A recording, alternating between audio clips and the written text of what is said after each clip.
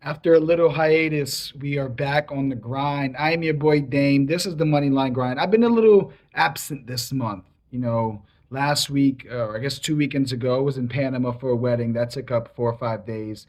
And I just recently celebrated my birthday over the weekend. So that was another 4 days right there. So I've cheated you guys out of almost 2 weeks here. But I will say these are daily free picks. I'm just giving these out. I do the research and I just didn't have time. I could have been forcing the issue here. I could have gave you some half-ass picks, but I didn't want to, especially considering we've been a little iffy lately. And after a great February, a bounce back February. March has been a little tough, but we're going to stick to the grind. We have another week or so here. We could turn things around. Of course, I think I have three solid picks for you tonight. I think I have the sweep. I already put my parlay in. I haven't done that this early in a while. That's plus 518 on these three picks. Last time we met, we had a one pick night because I just wasn't feeling it. And we lost that one too, I believe. I didn't even check because I checked in the third quarter and we were down. So let's get to the three picks. Let's get back to the profits. Let's get back to what we like to do best. This is one of my favorite things to do is watch basketball. How about March Madness? That's been crazy. That's a whole nother subject to talk about. Feel free to hit me up if you want to talk March Madness. But let's get back to the profits. Tonight, my favorite pick. I'm leading off with my best hitter here. I like OKC Thunder -1 in New Orleans versus the Pels -110 on DraftKings. Pels coming home after 5 straight games on the road, while the Thunder are on the third stop of their road trip. So this is advantage towards the Pels. However, they won't have Brandon Ingram tonight, and I think that really makes their team a lot easier to defend. Last 5 games, Thunder have been solid defensively. I do like them as a defensive team.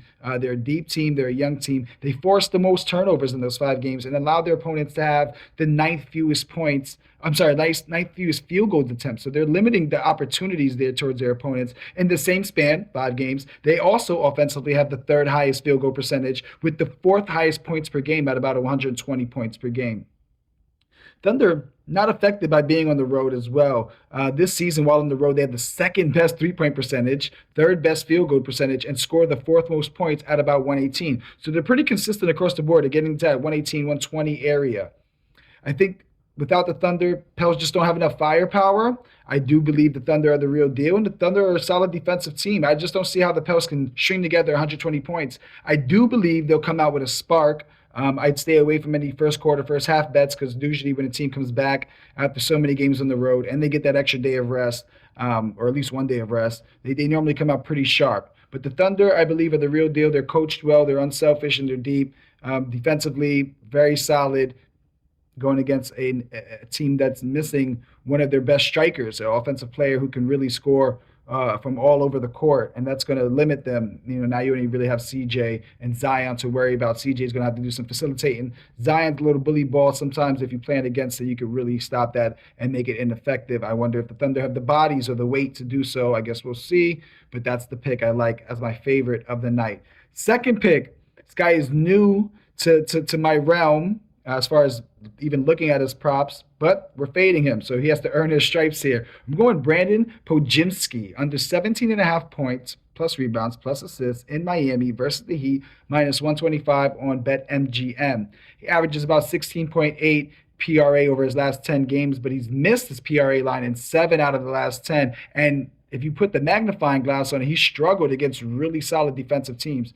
Last game, was against the Wolves, 9 PRA. Few games prior, 4 PRA versus the Knicks, and he also had an 11 PRA game against the Grizzlies, who are respectable defensively despite not having nobody we've ever heard of in their lineup daily. Over his last 5 games, Pajimski's averaged about 5.5 total points per game, going under his points line in 4 of his last 5.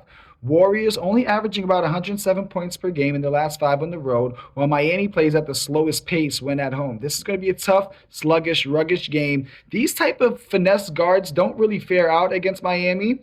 You're going to have to be tough. You're going to have to be able to take some hits, go to the basket, and really establish yourself. I don't think Pajimski's that type of player. I think he's going to struggle tonight. I would have loved to pick the Miami Heat, but I'm trying to stick away from Miami Heat bets. We don't normally do well on those. We had a little hot streak for a moment, but we're going to go Pajimski faded, so which is kind of Miami beat bet, but I'm not buying, the role player going to come in Miami and really make it a difference. Not going to happen.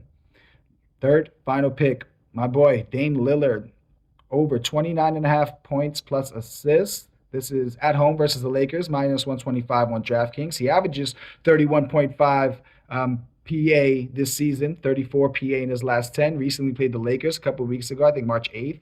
In LA, dropped a smooth 40 PA. Then a couple of days later in LA against the Clippers, a better defensive team gave him a smooth 46 PA. He averaged a little under 10 assists over his last 5 games, and including a 16 assist game versus the Phoenix Suns. Lakers possibly without Bron. I assume we see some extended minutes from Dinwiddie, and he's a solid defensive player. I don't think he's really focused on being a defensive player. If you watch the Lakers, he's really trying to establish himself offensively. So he might get the assignment.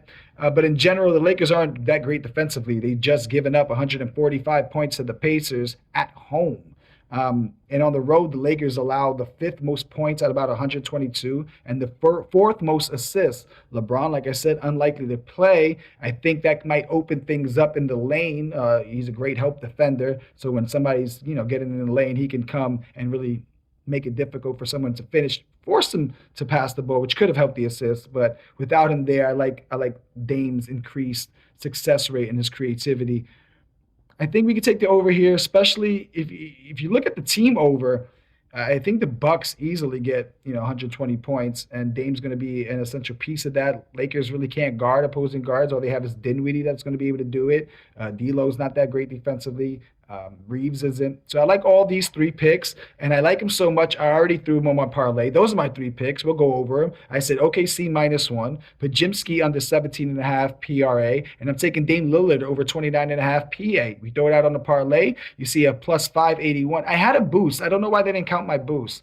But MGM got like a 33% boost. And there's also a 50% boost that I have 2 days before it expires. So I'm going to save it for something nice. I really want to sweep this here tonight so we could get some bankroll. You'll notice on this parlay that MGM stuck me for the 1.5 on the OKC. I'm fine with that. I really do think OKC is a superior team, and they'll be able to guard while being able to, score some points. Powell's banged up. Although coming home, they should get an early surge in their gameplay. That's what I have. I'm happy to be back on track. Sorry if I missed you guys or you missed me. It's still the grind. We still have plenty of basketball left. We have other seasons coming up. I wish we could talk more about March Madness, but we just simply don't have enough time. We don't have enough time for all this. This is madness. So we'll stick to what we do best. We'll get back on track. Moneyline grind. Dame, stay profitable.